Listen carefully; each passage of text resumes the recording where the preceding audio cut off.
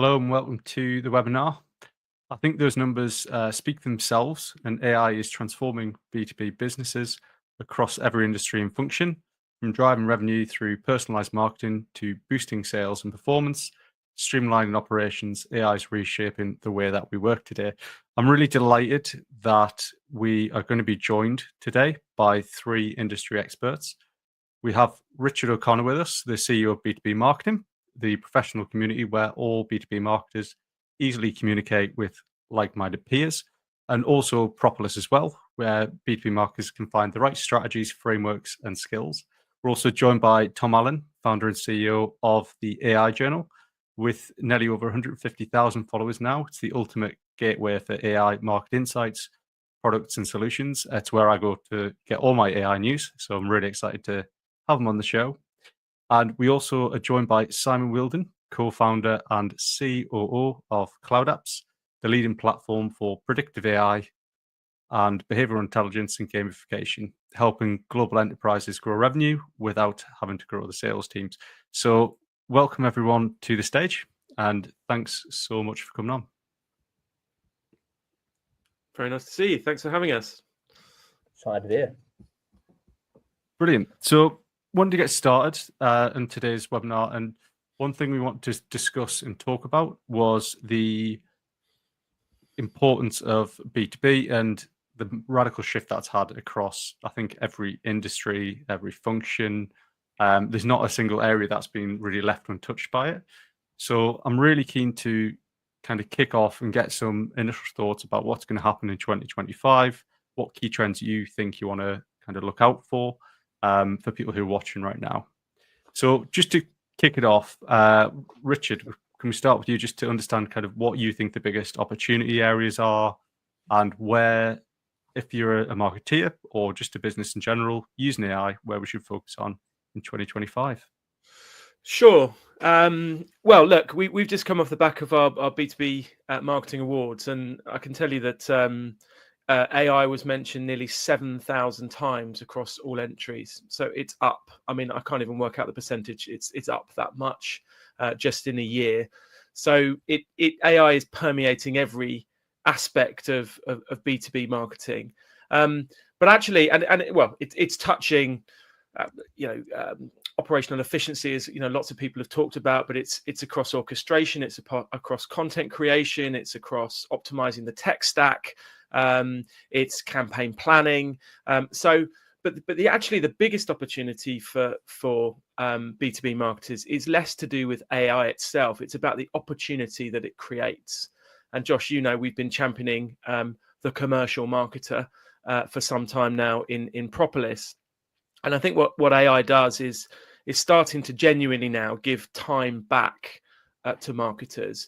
And the opportunity, I think, is for them to intentionally fill that time with the right things, and not basically, if they get 20% of their time back, allow other people to fill that time, because they will, or allow their existing work to expand, Parkinson's law, to fill the time available. And what we think is that 20% of time back, let's say, should be filled with becoming a bit more connected to the rest of the business, understanding business strategy, looking at the role of marketing in delivering that strategy, building relationships with the finance function, the sales team, finally solving the problem of sales and marketing alignment, building relationships with customers, spending more time with customers. So, I mean, AI, there are so many opportunities with AI. We're really at the start of it. In the early days of AI last week, there were fewer opportunities, and now, even in a week, in a month, it's opening up opportunities all the time. But this is about being thoughtful, and I think marketers are getting better. In our experience, they're getting better at not just experimenting, because there was a lot of, as I say, in the early days, that a lot of just we should do something with AI, and we should experiment. And people are experimenting, but they're genuinely finding use cases that are demonstrating impact, ROI, time saving, and now's the opportunity to use that time saving, as I say, to become more commercial. Lots of examples to come later in the conversation about how it's practically being used. Hopefully helpful. Brilliant. Yeah, really useful and good summary. And if we can do that marketing sales alignment for a start, that'd be absolutely fantastic. And I think the points you make around the efficiency side of things, I think really important, because not replacing replacing that time you get back with something that is actually important strategically or useful is really good. Tom, just going to move across to you. I just wanted to get your thoughts in general of how AI is impacting businesses and where you think kind of the opportunity areas are going forward. I know that the AI Journal, like I said in the introduction, it's where I go to for all my news. So you cover quite a wide variety. So you've got a really big lens on that. So it'd be really good to get your thoughts on it and a bit more information. Yeah, I think it's some great points that Richard you were making with what people are seeing. I mean, this year I've seen a lot more businesses trial tools and use different ways of, whether it's automating things, which is still pretty standard. People have been doing it for ages. But I was speaking to someone, Kate King, the other week, and we were giving loads of examples of different industries, from science to retail to aviation to security, to all different places where you're starting to see what AI can do for businesses, and whether it's the real simple, mundane things, or whether it's the more like this tool, like you were mentioning it earlier, Josh, like being able to, for businesses to be able to afford avenues and tools. And you see big companies like companies being able to reduce their pricing because obviously it's much more scalable and much more available. And I think it's there's a big trend of who's using it and who's not using it. And I think CEOs, from what we understand, or C-suite, are having a big problem at the moment. If they're going to procure a big project and use a lot of tools and put a lot of weight behind it, that's obviously a very, also known as digital transformation. It's a very big undertaking to do. And I think there's still a lot of skepticism on what companies can provide the solutions. So whether it's you're looking for solutions in payroll, or you're looking for solutions in better HR resource management, or you're looking at it from a sales point of view. I mean, Agentforce, which Salesforce is coming out with at the moment, seemed like one of the most powerful tools I've seen used. And I know someone's using it. Causalend are releasing it in the next week or so for data science. And all these things, it really allows and really enables small businesses like ours to get off the ground. And I think small businesses are much more risk-taking. They haven't got as many boundaries or as many hoops to go through. Like if I want to make a decision, I'm the final word that can make a decision. You go to a big regulated company, it's going to be a lot harder to onboard that software. And I mean, there are businesses like Vanta that do compliance and cybersecurity. They're an amazing company, and how they can help businesses understand what these tools can do. Because I mean, a lot of the AI tools you see are much, or more that I'm seeing at the moment, are much more from a social aspect, like the comparisons between Sora and Midjourney, or the comparisons between ChatGPT and Claude as large language models, or Llama. But when you really go into actually going into a business's processes, into their software, into their contact data, all those kind of things, I think that's why security is a bit botched on my thinking here, but that's why security is a number one factor at the moment. Because businesses, although all these AI tools are available, which ones will make it and which ones will get implemented into businesses, I think there's a long way off. Because this is the year I've seen a lot more implementations, and it's where I've seen a lot more failures. And I don't really believe the stats of 75% of implementations fail or succeed, because I don't think there's a big enough census group or a big enough area. There's a lot of businesses doing things under the works that I don't want you to know about. So I think it's very hard to get a pulse on those kind of things. But I think it's a lot of exciting things coming over next year, because there's very incremental changes I'm seeing that before you know it, it's like VR. Oh, it's not a thing, it's not a thing. And then all of a sudden people are wearing the glasses, and it's that came out of nowhere. Or it's a very slow, gradual thing that people build up to. And I think that's what I'm getting used to this year. And it might be the smallest things, being able to track analytics better. To what you were saying, Richard, you're seeing 7,000 mentions in the award cases. People are using it, but just what they're using it for, or why they're using it, and communication of why they're using it is another big thing. Like, I think people are focused very much on the benefits rather than the solution in this kind of field at the moment. But there's definitely a lot of exciting progress happening. And with every failure, there's a big lesson. And I think there's a lot more failures to come, and a lot more lessons to come on how to use it, what to use it for, why to use it. So, we're seeing, just a quick point, Josh. We're seeing a bit, and I'm interested in your view, Tom. more talk about agentic AI, which my limited understanding is basically using open source AI, multiple different sources, and then adding a layer of your own kind of prompt engineering across the top. And that seems to be really quite successful for a lot of people. And that, but basically taking all of the open source stuff and tailoring it to your own needs. That seems to be growing, and that seems to be where we're seeing particular success and they are starting to get a competitive advantage as well, particularly in the agency market. Yeah, it's massive. Agentic AI and all that kind of stuff is going to be such a good point, because it makes it much more personal. And I think people are stuck in this loop of thinking if they can buy a tool or a product, it's like Adobe Suite can do all these things. If you don't know how to use Adobe Suite, like you're wasting money on a tool. You still have to go hire a designer that knows how to go use all the AI solutions and tools.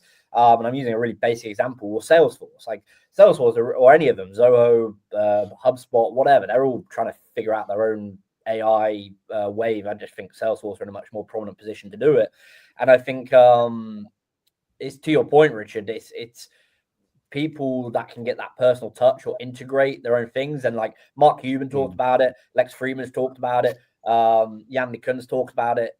Regardless that there's 6 main large language models at the moment, in 5 years, 10 years, if we're talking about this topic again around a dinner table, we'll all probably have 5 of our own LLMs doing all of our own separate things, to your point, like agentic AI or workforce AI, however you're labeling it, because that is the real personal, powerful experience. And it's why hardware like VR honestly take off. Like Meta AI glasses, I'm convinced something like that will be like you tie that to what you were mentioning, Richard, with a agent or that AI thing, which they're already doing. It's not obviously available over here because of regulation, but you can do it in America. It's super powerful. It's super powerful. You can be in a meeting and be like, oh, I know exactly what their sale was, what their deal size was, how many customers they've got, when they bought, what their priorities are, what KPIs I've got filled in my CRM, all just in your eyes while you're speaking to them. It's crazy. Brilliant. I'm just keen to get some thoughts from Simon, but I want to come back to that because I think there's an interesting point Simon's actually made on that in a previous podcast we had around as a sales team or as a marketing person, you've got all that additional information. It's brilliant.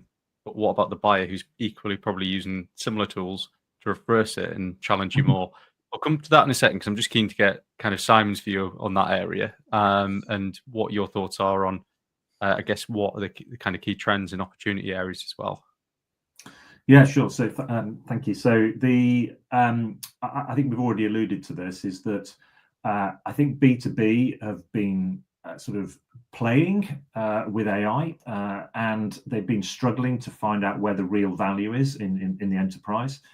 And there's been a lot of sort of trials and proof of concepts and things like this that have been going on.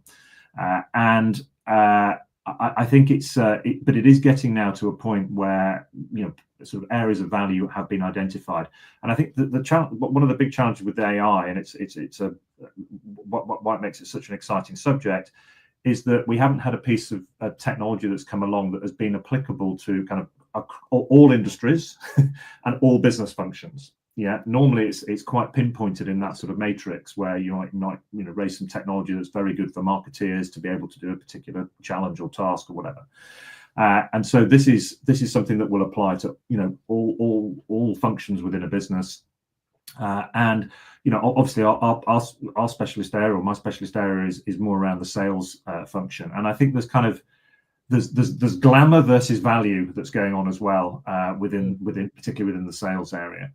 Where the glamour is this sort of, being able to have this virtual sales assistant that kind of does everything for you, and it's all AI driven, and it knows exactly what you should be doing and what message you should be sending to the customer next, or the prospect next, which is very strongly focused around sort of generative AI and things like that, and learning models.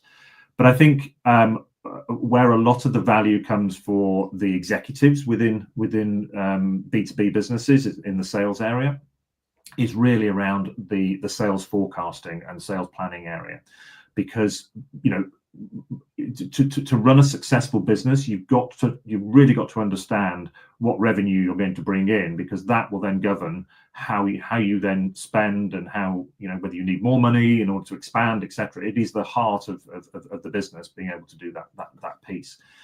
And the technology is now getting to the point where it's able to more accurately predict that sales forecast, coming from internal data, coming from external data, bringing that all together into being able to then model the business overall.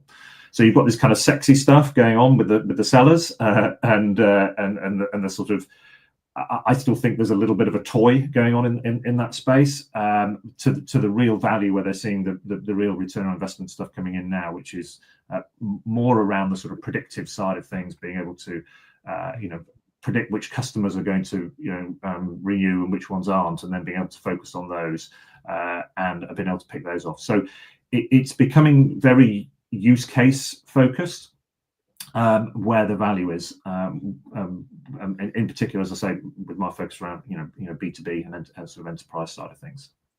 Yeah, I think it's a really good point. There's two things in there: value in terms of AI, and I think Richard and Tom, you both alluded to that as well, which is there's now a very much a focus and spotlight on AI being value driven. The kind of explosion and excitement of AI can do absolutely everything. Like, it's great, I can get it to talk like Donald Trump, look, brilliant. But where's the actual value for businesses? There's kind of that excitement to actually now we need ROI in it. I think on Simon's point, do you see any wider use cases? Because I know you're talking quite sales orientated on forecasts and use cases, but any wider use cases where we're seeing AI now maybe shifting to be more value focused rather than just, I guess, on generative AI output or efficiencies? It's kind of that measurements. Do you think anywhere, is there any use cases you've got, Tom or Richard, on that? Quite a few, but go on, Tom. I've got a couple, but you go first. Well, there's different use cases that I've got from industry and from more like team kind of in technology companies themselves. So I think there's all sorts of ones that I think if you look, it's always good to look at what you buy. It's like, I mean, it's similar to what investors say. They say, buy what you buy. Like, if you can buy a stock, buy what you buy for your own everyday life, which is a good principle to follow. It's very similar to when you buy a product or buy products that you look at. I always like to look at what technology they're using and what their process is, from their sign-up process, their purchasing to the checkout. And I'm a bit geeky that way. But I mean, looking at it from spotting, like how can I spot where, or what examples can I get? Fortunately, we work with quite a lot of tech vendors, some that are publicly traded, some that are very large private. And through that, you get to see a lot of the nooks and crannies of what they're building. And it might be the slightest tweak from what Simon, you were touching on, to customer retention, or it might be better understanding what you might understand better, Richard, which is how to market to them better, or how to communicate to them better, or what is it they didn't like exactly about your product, and being able to do that part with customization, or like the simple things that people don't pass when you get offers come through for your next holiday from an airline, so you get the best rate, or whether you're it can be applied in oil and gas, or things like IKEA, like buying products, like buyer behavior, which I know you're both familiar with, Simon and Joshua, through what your platform offers. And I think there's social use cases, like how it can encourage. There's a lot of things like the social dilemma, the thing that happened with Cambridge Analytica, all those different ways of how AI can potentially be used to for the bad way, to manipulate or to understand, but also so you get a better rate. And that's a big reason why people can get things cheaper today, or at least for product and service wise, maybe not food and that kind of way, but because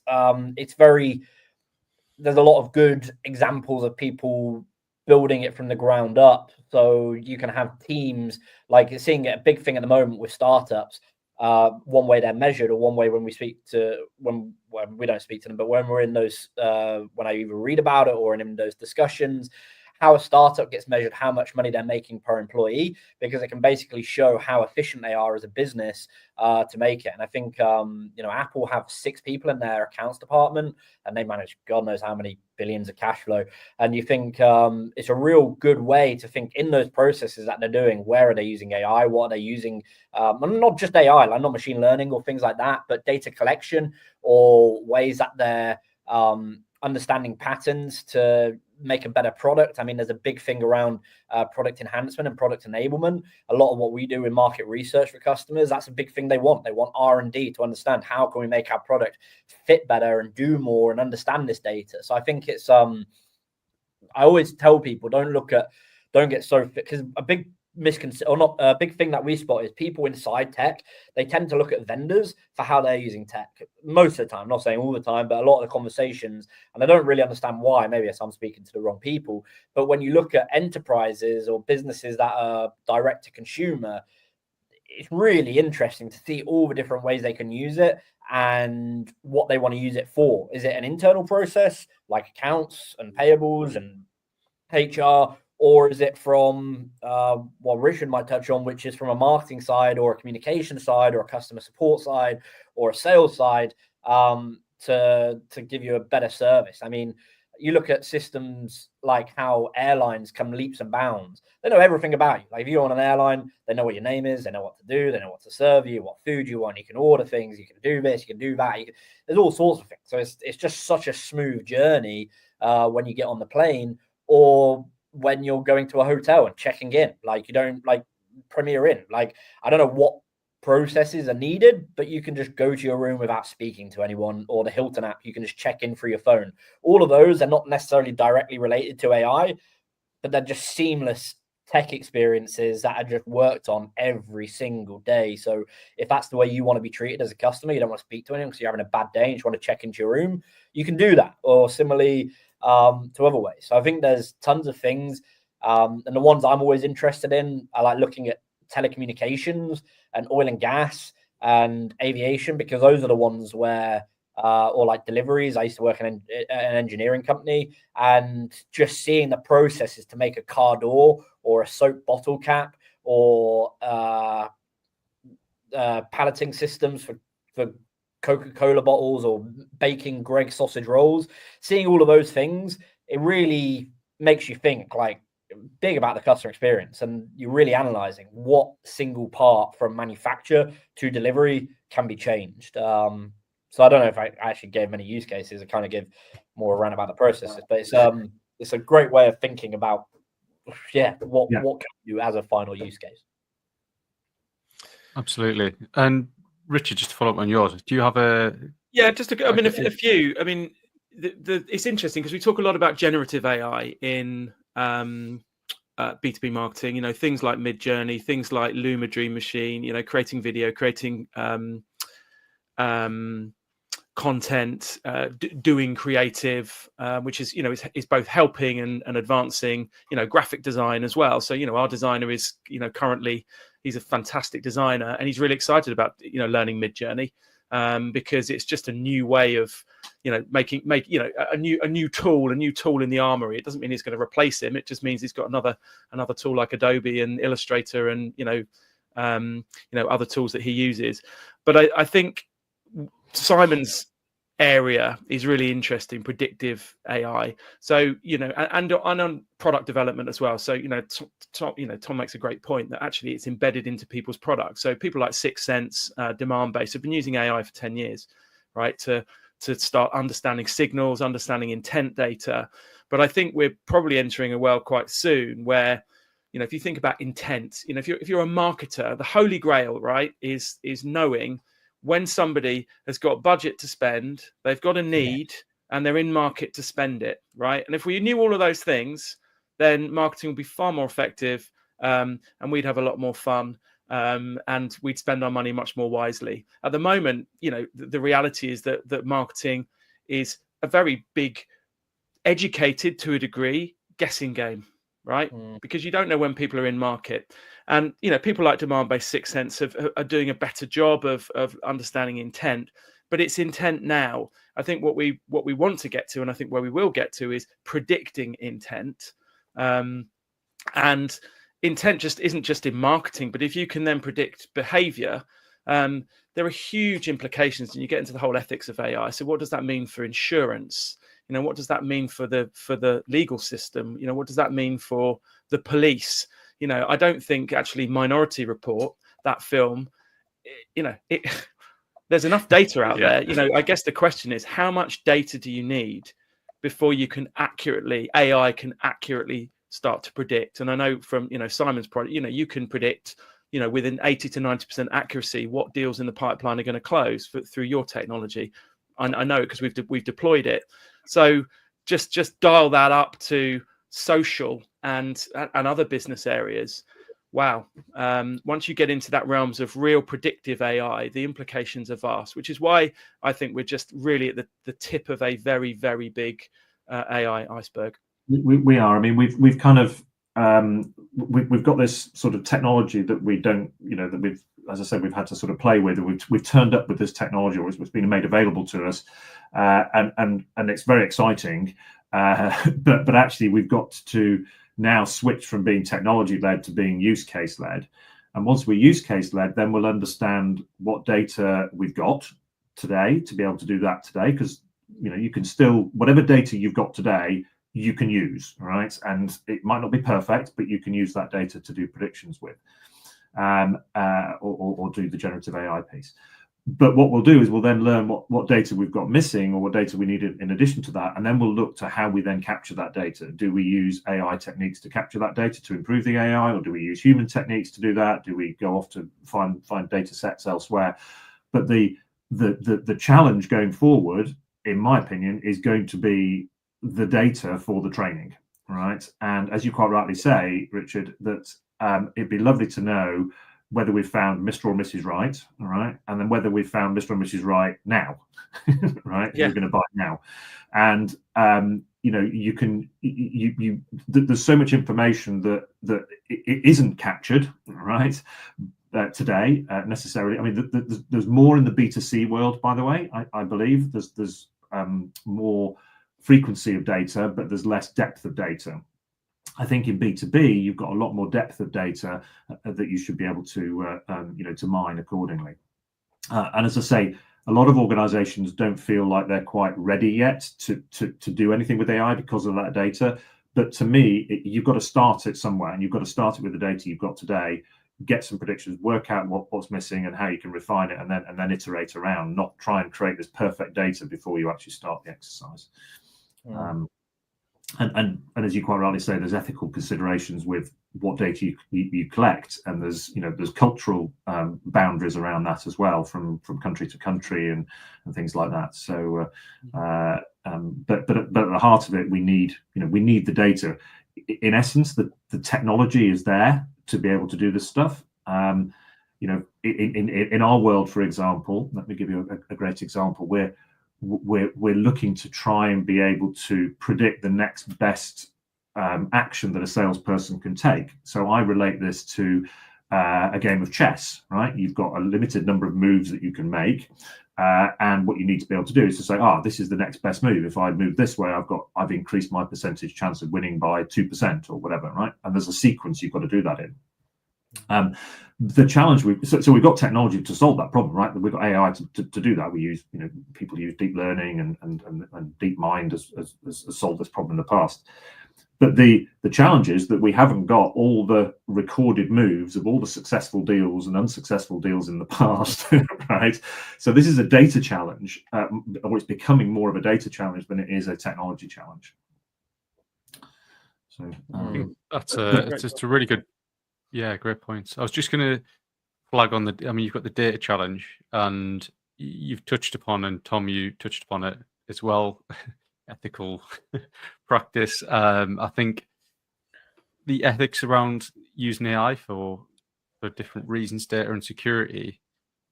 How do you ensure as a business? Because I'm thinking, if I want to roll out in January, say I've got a few key areas and challenges I want to adopt. How do you ensure that you align your AI strategy with your, I guess, company values and ethical decision making? Because it's a big topic, and as you quite rightly said earlier, Tom, smaller businesses are much more agile because we've got faster decision making processes. It's natural. Large enterprises have got to go through a lot of stages to get to that point. So how do you go about doing that, and what are your thoughts on that? Yeah, hire good cybersecurity consultant. Maybe there's I don't know. There's a few things like you see examples of people going against what they promised to do. I mean, one that I'm seeing at the moment in our world is Substack. It's really interesting to see how their market, their platform shifting or seems to be shifting. It's a conversation why a lot of, and I'm using it because it's literally one I read about last night because it's quite interesting because we're in that world, and how they've gone against their values of being there for the publisher, and it's why a lot of people are moving to platforms like Beehive or to other places, because they're turning into a social thing and into a social platform, or they seem to be turning into a social platform. I'm literally using them as an example because they own the whole customer relationship when you look at their model and look at their platform. And I think when you see companies go against what they stand for or what they do, I don't necessarily, like you saw at CrowdStrike with their data breach, and LastPass in 2019, was it? They're the ones that they got breached as well. And there's a really good newsletter, TLDR, and it basically, a lot of data breaches happen every week and month. Like they break down every single one. It's amazing. Like you get to see exactly how they got hacked, why they got done, what they got leaked. And people think it's just data leakage, but it can be misconception. It can be sending money. It can be doing all these things. And I mean, when I was with a big company at their conference, they were showing how their CEO impersonated himself, and it happened in Hong Kong or Singapore. And one of the execs sent like $25 million, and he fell for a deep fake, and it was on BBC and several other places. And it was a Hong Kong bank that literally wired a hacker who had impersonated someone on a video call like $25 million. It's crazy. And I think small companies obviously don't have $25 million to send, but it's those kind of things where I've had my name mistaken as another person. But I honestly think when you go to the cybersecurity is one piece, and you can go afford like software like Vanta, which makes you very compliant, and ISO and cybersecure and all the other ones. But just, I don't know, generally trying to be a good business. I mean, mine comes down to more like common sense than having to have data to back those kind of things. Like people want to work with good people or people that are willing to do good things. And I think most businesses, if you do and I'm not swinging off the topic, but if you do a bad job for someone and you own that problem, you're desperate and you really try and fix it, like if you're in a relationship with a friend or a partner or whatever, I want to keep doing business with them because I can see that, look, they've made them, like, we're only human, we're only going to make mistakes. But I think there is a big thing, like using technology to go against values is a real consideration. I haven't seen too many examples. I've seen people try and shift business models maybe, or shift things. And Richard and Simon, you might have seen it more than what I've seen it. But I think from a security perspective, it's only going to become a worse situation. I mean, the way quantum's exploding at the moment, all that can do, which is another topic. But for values and ethics and all those kind of things, I still put it down to just being a good business to work with and not really serving the people that you went into business to serve. I mean, that can be hard sometimes because as you start seeing revenue grow, obviously you want to try and service new customers. But I would always try and stick to something like that. And Substack is a real key example of where they're losing writers. And as a matter of fact, losing, or as a knock-on effect, they're losing revenue because they've gone against what they're there for and what their initial message was. So I think that's something to be really cautious about because they've obviously got more technology or businesses can do it. And you might have seen it. And it's just try and stick to the people that are your core customer base, because if you're good and you're helping them as a business make more, they'll probably come and spend more with you. I mean, it's just logic. I don't have a data point for it, but it's a little bit of a balance, the personalization side of things, just from a human perspective. I think that I quite like the fact that sometimes I get things that are targeted towards me, knowing sort of information about me, characteristics about me. Sometimes I find it a bit creepy and a bit annoying. So I think there's a balance between the level of personalization and being able to respect the privacy and the ethical boundaries of individuals. I also think it's quite culturally different. I think Josh, you've expressed this recently, where if you go to a conference in the US, they expect to be sold to, and they are in a being sold to mode when they arrive. So they don't mind that type of conversation taking place. In Europe, in the UK, you have to be incredibly subtle and not mention your company name, your product. You have to mention competitors and how good they are. You have to be the sort of, so actually the way that you sell, which is obviously sort of my focus here, you have to understand those cultural nuances as well, in order to be able to do the right recommendations and have the right tone, right, in the conversation, and have the right sort of ethical boundaries of which type of channel you're using at which time. Some people love using WhatsApp, but I mean, WhatsApp to me is personal. It's not a business thing, but in other cultures it's not. So you've got all this to consider when you're when you're going to use AI to do this. Because I mean, once we set AI off, by the way, from a sales perspective, as we're seeing in the areas of marketing, you can have AI employees, right, who are basically just sending out messages, correspondence, etc. on your behalf. And so as a salesperson, you can have a whole virtual sales team of a pre-sales person and a post-sales person and whatever, and you can have them in your team, but there's only actually you that's there, and they're all having conversations which you're trying to control the tone and the style and all the rest of it, and that's going to be part of the challenge.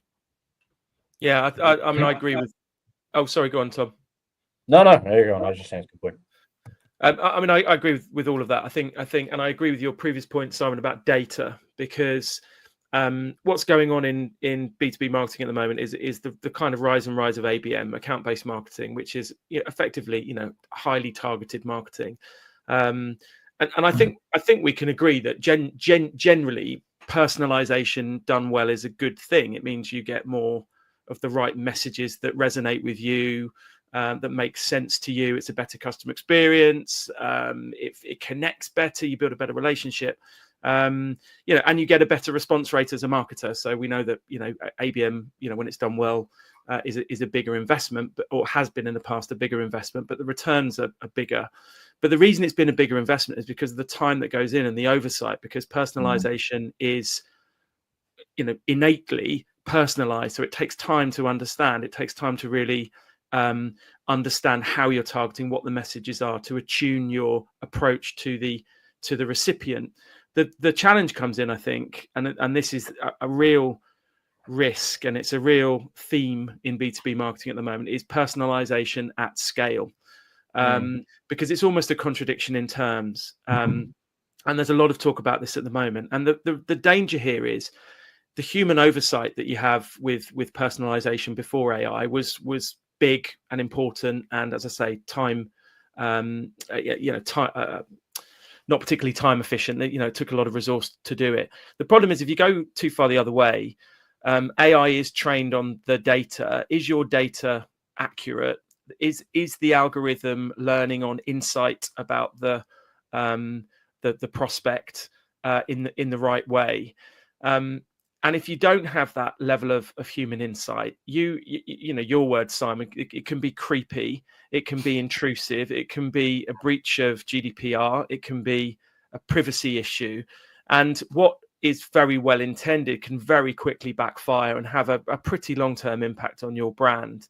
So think about a worst case scenario. So, AI creates a personalized message, picking up on data that isn't quite accurate, or insight that's not quite accurate, and sends a message that might be inappropriate or even discriminatory. The AI is doing the right thing because it's personalized, but it's absolutely doing the wrong thing simultaneously. And without the human insight, the human oversight, I think it's hugely risky to allow AI to go at it with personalization, particularly at scale. So it's on us as humans to make sure that the data is good enough, to make sure that there are audits going on how the algorithms are working, on audits on the messages that are going out, because it is a brand risk otherwise. Yeah, but if I can pick up right at the point you made right at the beginning, Richard, which is that this is going to free up time for, in this case, the seller that we're talking about here, then that 20% should be used as an augmentation with the AI, as opposed to doing something different. So having the AI auto generate the email or come up with the recommendations, but then having the human actually add that sort of empathy layer that's required to actually decide whether that does or does not go out, or if it's tuned slightly, or if the timing's wrong, or whatever. And so to me, this isn't about AI versus human. This is about this augmented capability that the humans are going to have in order to be more personalized, and as I said, in our case, increase their win rates, or increase the number of deals, or the people that have got access to. Do you think, no question to either of you, or to anyone, the channels, how we communicate will differ, like those points you're making around personalization, like how we receive it? Like a lot of the communication I receive through work at the moment is through a laptop or a mobile phone, and there's obviously hardware like glasses coming in, or how you receive messaging through TV or through the post. And it's something I always think, like, what about the communication channel of how you receive it? Because it used to be, or I can remember it, where we didn't, in the office when I was working, you'd have to ring this wasn't too far ago, it's like 5 years ago, you'd have to ring everyone, and we didn't even have Teams, I don't think. We were a London-based company, or Slack, or any of those things, and all I had was my email. And I was thinking, like, the way I communicate with everyone now, like, I communicate with customers through Slack, like, just like, there's no hi hellos, it's just update ... Like, it's very, very fast, very quick. So I don't know, it's an open question. I don't know if I've asked the question correctly, but all these things, how we communicate with people, and you might see it with the work you do, if that's changing at all, if that's going to change, like, the personalization there or anything. I mean, I'll quickly answer that. It absolutely is changing. If you look at, cold calling just doesn't work anymore, because partly nobody's got a desk phone. Half people are working at home, and you call people on their mobile. That is pretty intrusive, and people don't react very well when they're interrupted. So whereas cold calling gone, it's gone on to LinkedIn, actually, and on social platforms where you get in-mails. Instead of getting 50 calls a month, you get 50 in-mails a month, with people saying, "Oh, I noticed that you breathe. We've got something in common. I'd like you to try my product."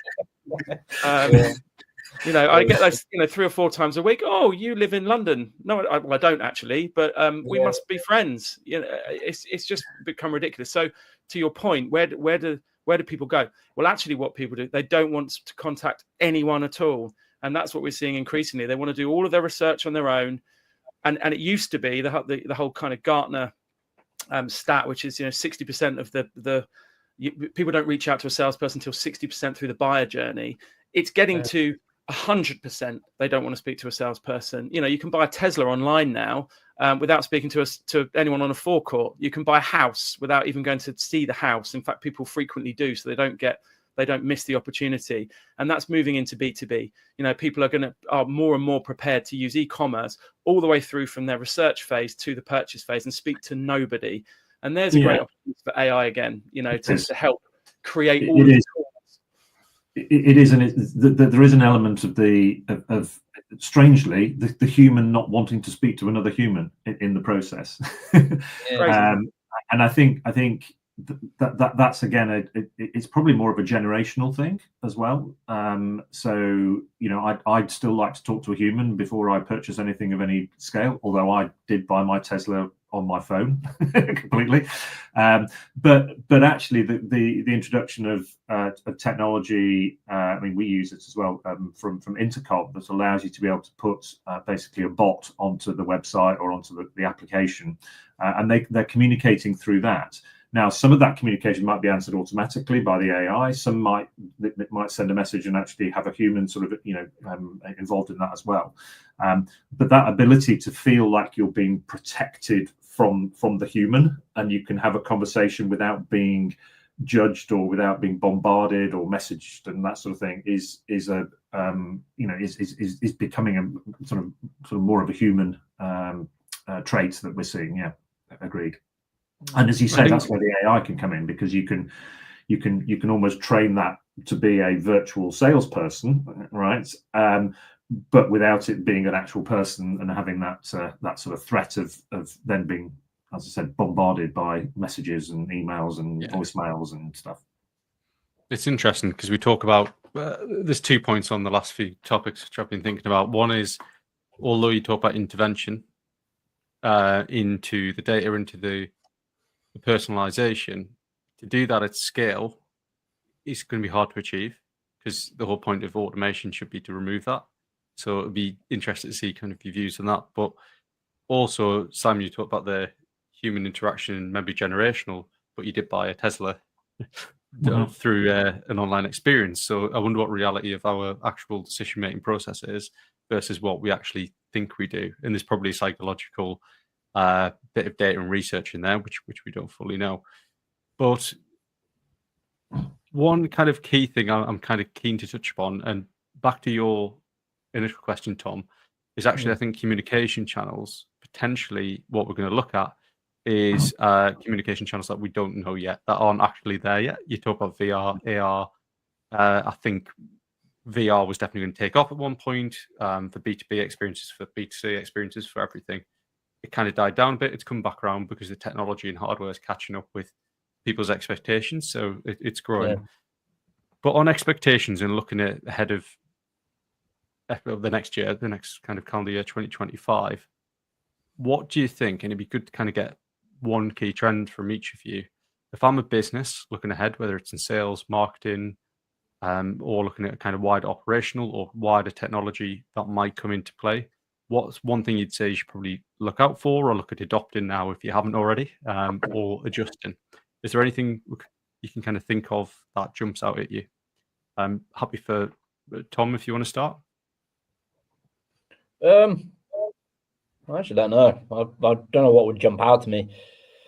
I think it's I think people are running, to your points around the communication channels, is really important, because we're trying to understand how do people buy things. That's why I was fascinated by how people buy from your businesses, because I know I don't like to speak to people most of the time, or like people ring us, and people, when we try and reach them, they're like, oh, they'll want to buy for us without necessarily even meeting us. And I find it bizarre. I'm like, you're spending quite a bit of money and you don't even want to, like, I'm trying to meet with you and you don't want to. And it's like, I don't want to feel bad because I don't want to meet you, but I kind of want to meet you because I want to understand more about what we can do for you. So it's like you're in this weird position of, what do I do? But I think the trend is that one we just touched on. People are buying in different ways and communicating in different ways. And I always think the big thing I learned was people don't like to be sold to, but they love to buy. So selling constantly, trying to sell it to them, I think is a really bad trait, but people love buying. I mean, look at how much we consume at the moment. It's ridiculous. It's only going up, and people want to buy new tools and they want to buy new things and they want to understand all the things that both your businesses offer. And I honestly think the biggest trend I'm seeing at the moment is more around how to communicate rather than what tools to use or what to sell. I don't actually have a very good answer, because there's nothing that jumps out to me to change. I just think people are becoming very lousy in their communication and expecting AI to do things, when ultimately I'm buying a product because I need that product, or I need that problem fixed, or I know what it can unlock for me. And I honestly think there's a lot of companies that showing me all the shiny objects, and I'm thinking, well, how does this help me? Well, I'm not going to come spend all this money with you if I can't actually understand what's. So I think that's a big thing, like, to me, from my marketing side, how to communicate it, because I think it's a big thing people are losing. Even if you watch AI stories, like you watch AI generated images, Chris Branch is a great person who does this. He runs marketing agencies, works for brands like Coca-Cola and stuff. Great person, great videos to watch. And they do an AI watch show. It's amazing the amount of AI generated things they put on that don't have a story. It's just very showing you what can happen. But like, they do templates for like car brands, Ferrari, Nike, all these big stellar brands in their industry, like the standalone. And they're all created by creators. And the one thing that's always missing is like a proper story behind it, a proper compelling reason. So I think that's a big thing where people need to use things, because it's pointless you're spending all this money on tools if it's not really in. I really like that. You know, you say it's not necessarily a trend or something, but I think it probably spot on with that. I think you're exactly right. Storytelling and communication in an age where it's easier to create 10 paragraphs in a few seconds with generative AI is crucial. Yeah, it's differentiator. And I think, if businesses are listening to this or watching it, I think that's a really, really important point. And that communication, I think, leads on nicely. It probably fits quite nicely in the world kind of you look at, Richard, as well. What would your key trend be? I think with technology and big initiatives that impact everybody, we tend to overestimate in the short term and underestimate in the long term. And if 2023 was AI, albeit AI had been around for ages, but if that was where it really started to gather traction, 2022, if you cast your mind back, was the metaverse. And everyone was talking about, the metaverse and basically having a kind of a virtual world, and lots of brands invested in it. But the barrier to entry was that those nice rendered environments were difficult to achieve. It was a big investment. I think the convergence of AI are better, data is my prediction would breathe new life into the metaverse. And the reason the metaverse was in principle really good for B2B, and it still is for large brands, is that let's say you're Boeing or Airbus, or you're a producer of a very large piece of machinery. It's very difficult for you to get your piece of machinery out in front of people. It requires people to come to your factory, right? So your field sales and your marketing, it's very difficult to get people in touch with it. But if you can recreate that in the metaverse, you can bring as many buyers in and walk them around the aircraft, walk them around the engine, break up the engine, show how it's constructed in a way that you could never, ever do physically. So that was always the exciting thing about the metaverse, but the barrier to entry was too high for lots of brands. But I think AI now gives an opportunity to reduce that barrier to entry because of things like Midjourney, because of things like Sora, because of things like Luma Dream Machine. All of the output is much easier to achieve and won't be just the preserve of the very biggest brand. So my prediction would be that the metaverse makes a comeback. That's a good bold prediction. I like it. And at first I was thinking, I've heard a lot about the metaverse in the past, but when you went on to explain what I took it as anyways, is basically improving buyer experience. And that was like, it suddenly clicked for me. I was like, actually, that makes complete sense, because visualizing, like you said, it was a jet engine or something. It's not easy to just wheel them out and take them around to customers to show them. So I think, that makes complete sense. I think that kind of buyer experience role. Simon, what's your thoughts? My thoughts are that enterprise organizations, or in the B2B space, they're going to have to move away from prototyping and into value. So they've done some initial investment in AI, started to understand what this toy is, and now need to work out how to derive business value from these, from this technology, and it's going to turn it from being a toy into a grown-up tool. That's my prediction, which is money based, as in value based. And I think it's going to happen in two areas, by the way. I think it's going to happen in an automation area, so in the area of being able to just automate human tasks, right, in that space. And I think it's going to happen in a sort of business planning, how you run and operationalize your business, and how you predict the what's going to happen in your business, which bits you need to focus on, etc. So I think it's going to have the internal operation of your business and almost the external automation of that part of the business as well. Another great point, and I completely agree on value add. I think that should just be a response to any kind of piece of software, anything that comes out into any business, an operation should be. But I don't often think it is, because I think the hype train sometimes an excitement around it, and we all do it, don't we? I prefer to stay in the toy store personally, but we all have to grow up a bit when it comes to business, and it's run by balance sheets, and and cash. So at the end of the day, it has to be delivering value. Yeah.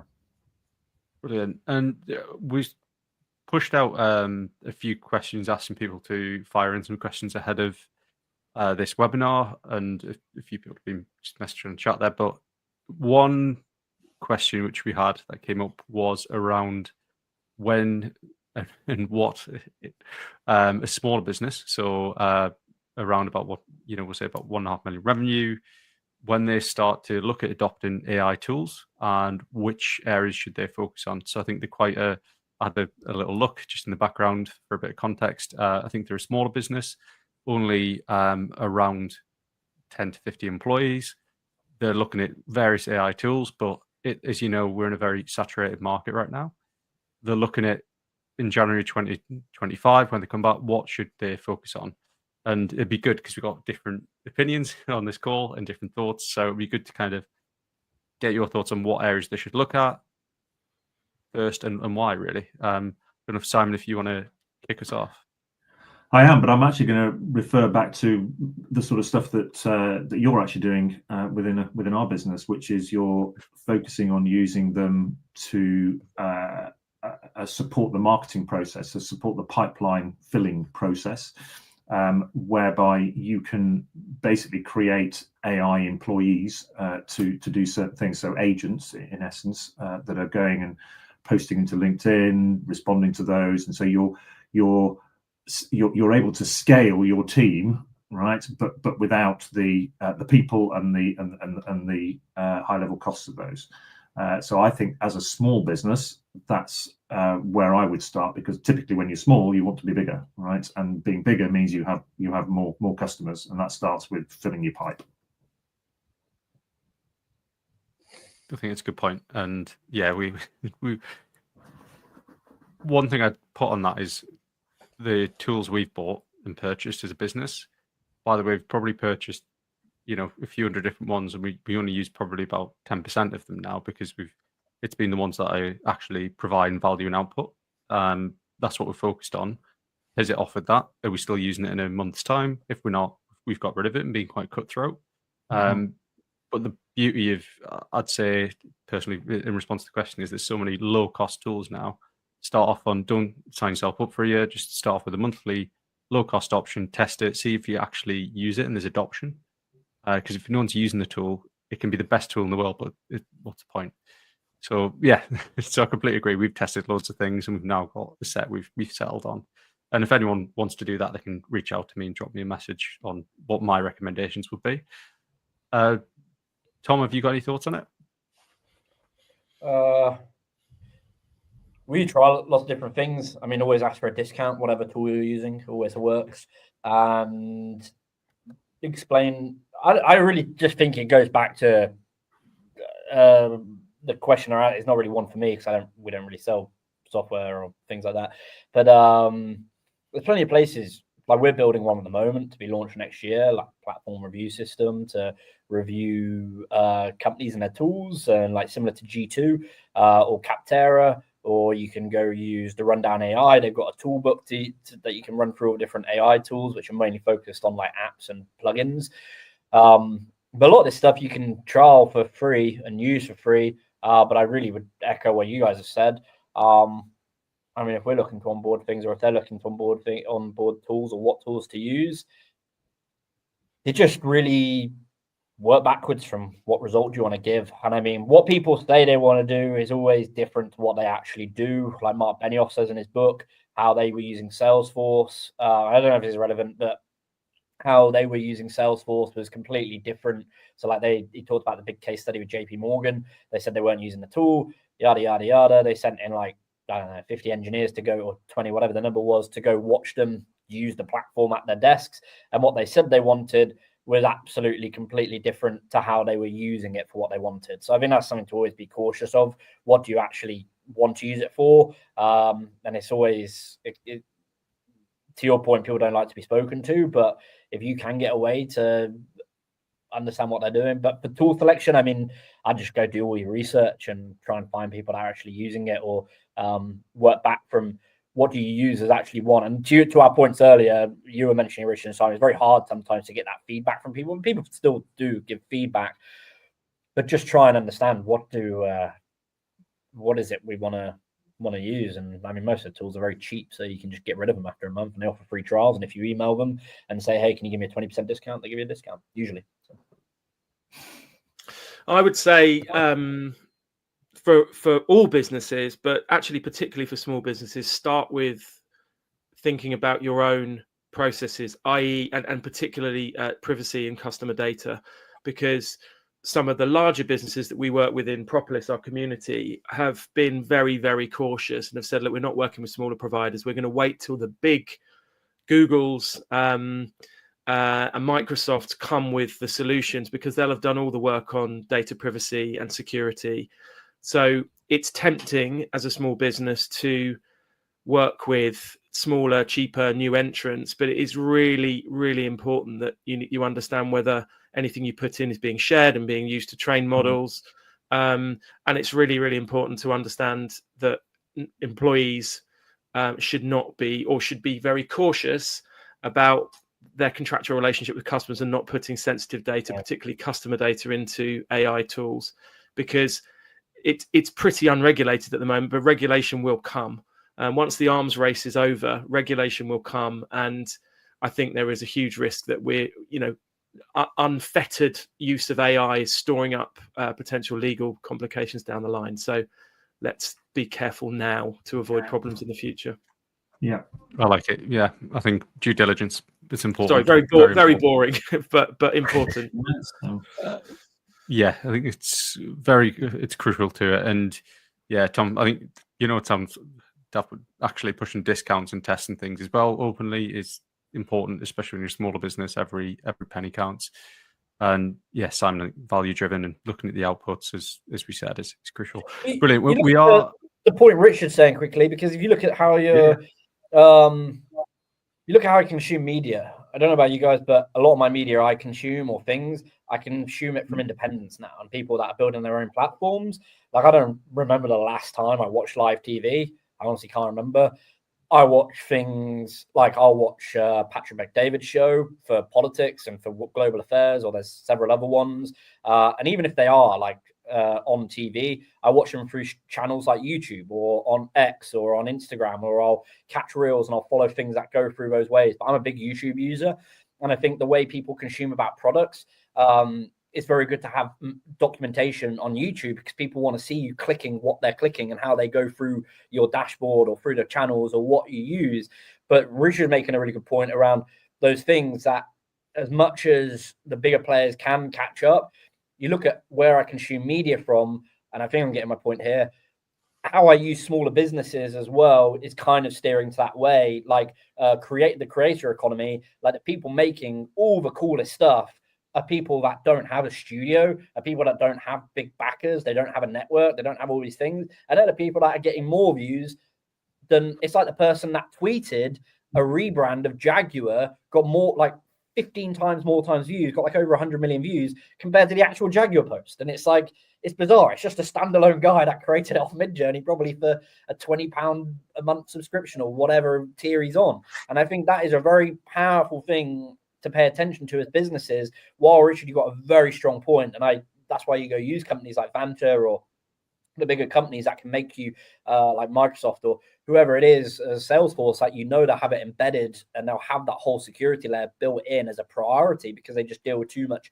contact. There is that point where to think about the smaller players that are doing the coolest, craziest, eye-opening, not necessarily risk-taking, but providing that massive value. And I mean, you're seeing it in media massively. I don't remember, and even films I'm starting to tear away from, and like certain productions I used to watch, they're just terrible. And it's like, well, independent creators, they're just so much more original. And I don't know how it ties to businesses, but there are businesses doing that where they're coming out with the coolest stuff that the big companies can just never get to. And that's where you have to weigh up risk versus reward. No, that's true. That's true. But I think the bits that you're in your control as a business is the data point, the customer data point. Because it's very tempting to go and I'll throw in my database and see if it will throw out propensity to buy pipeline, or that's the bit. I agree. Actually, some of the best. I came across a tool called Julius AI recently. It is an absolutely brilliant tool. It's basically for statisticians and for people who are using large data sets to analyze. And it's just a brilliant piece of kit that can take data, analyze it, visualize it, and you can talk to it like a human being, and it doesn't get offended. It was absolutely brilliant. It was a revelation to me. But that's a smaller business. So I agree with you. Some of the best innovation comes from the smaller businesses. Yeah. And usually gets purchased by large enterprises when it scales up. Brilliant. I'm very conscious of time. If there's anything else you want to add, feel free to let us know. But if not, we'll call it a day and wrap up and just say thank you to everyone who has watched today and listening. We will be sharing, just for everyone here, we'll be sharing this on demand as well. So we'll have the recording of it, and we'll also play it again in a couple of months' time so people can watch it live as well if they want to. Again, if there's any further questions, I know I've got more questions that were sent in to me through posting on LinkedIn. So what I'll do is I'll try and summarize some of those, and I'll contact the people who have sent them. So if there's any for anyone specifically on here, I'll just reach out, and if you can respond to them, that'd be brilliant. And if anyone watches on demand, similar questions, just reach out to me. But yeah, thank you all for coming on. It's been really good, really insightful talk. I think we could have probably made this a 2-hour webinar because we only just started going into different parts. So I'd love to do it again sometime. But yeah, thank you so much. Thanks, Josh. Appreciate it. Thanks, Josh. Tom, Richard, take care.